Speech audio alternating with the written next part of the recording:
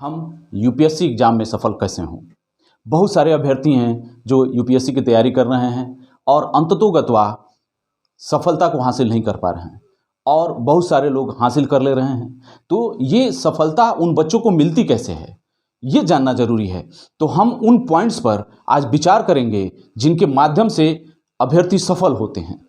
तो वो पॉइंट्स क्या हैं? तो उन पॉइंट्स में सबसे ज़रूरी चीज़ है निरंतरता। जब हम अपनी तैयारी शुरू करते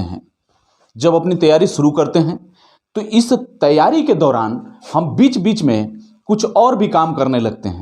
ये हमारे असफलता का सबसे बड़ा कारण है।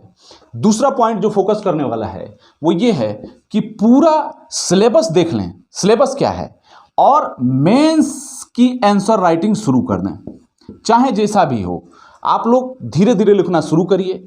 जैसे ही लिखना शुरू करेंगे, शुरू में कुछ भटकाव होगा, फिर धीरे धीरे उसमें कंटिन्यूटी आती जाएगी और एक समय ऐसा आ जाएगा कि कोई भी प्रश्न होगा हम बड़ी आसानी से उसका उत्तर लिख सकेंगे। तीसरी सबसे बड़ी बात इसमें जो है वो ये है कि सिविल की डिमांड क्या है। सिविल की डिमांड है दरअसल नवाचार, जिसको हम लोग अंग्रेजी में इनोवेशन बोलते हैं। हम सिविल एस्पिरेंट जरूर होते हैं, लेकिन हमको सफलता तब तक नहीं मिलती जब तक हम नवाचार पर फोकस नहीं करते हैं। बच्चे क्या करते हैं, ज़्यादा से ज़्यादा समय अपना प्री की तैयारी में ख़त्म कर लेते हैं, जबकि सही तरीका क्या है? सही तरीका यह है कि हम सिलेबस ले आएँ, सिलेबस को देख लें, सिलेबस देखने के बाद उसके हिसाब से उसका पूरा मटेरियल तैयार करके रख लें और हो सके तो शॉर्ट नोट्स बनाएं। शॉर्ट नोट्स बन जाए तो अति उत्तम है।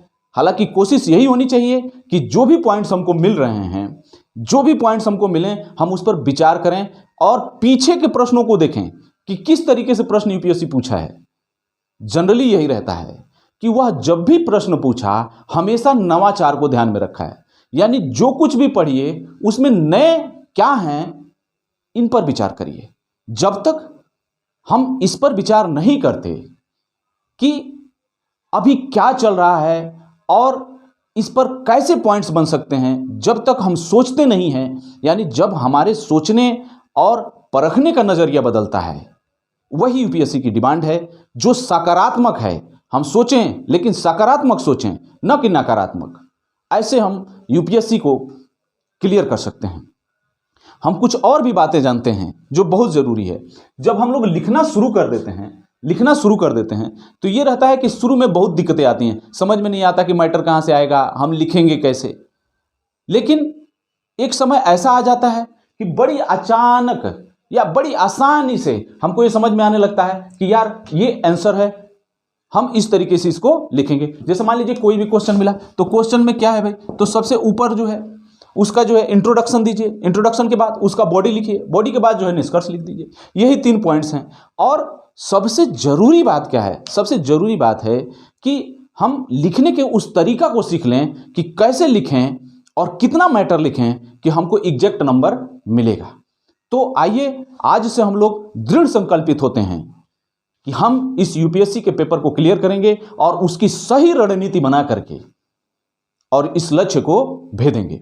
हमारे साथ आप लोग खड़े होइए। हम लोग इस चैनल के साथ एक नए रिजल्ट को फाइंड करेंगे। उम्मीद है कि आप लोग मेरे इस लेक्चर से कुछ सीखे होंगे और अगर जो और कुछ पाना है तो ये मेरा चैनल है, इसको सब्सक्राइब करिए, इसको प्रमोट करिए, ताकि आने वाले समय में आपके जैसे बहुत सारे अभ्यर्थी जो आर्थिक पृष्ठभूमि से कमज़ोर हैं, दिल्ली में या तमाम जगह नहीं जा सकते, वो मेरे इस लेक्चर से फ़ायदा उठा सकें। और मैं इस लेक्चर के माध्यम से जो मेरा चैनल है उसमें बहुत सारे मटेरियल दूंगा, जिससे कि बड़ी आसानी से यूपीएससी का पेपर क्लियर हो सकेगा। जी चलिए, धन्यवाद।